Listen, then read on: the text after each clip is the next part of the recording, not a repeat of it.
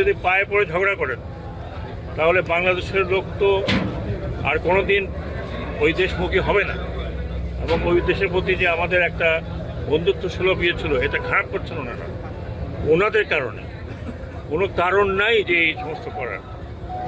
আমাদের দেশে যারা আছেন অন্য ধর্মাবলম্বী, তারা আমাদের নাগরিক, আমরা তাদের ভালো মন্দ সবাই দেখছি। সরকারের কাজই হলো এটা।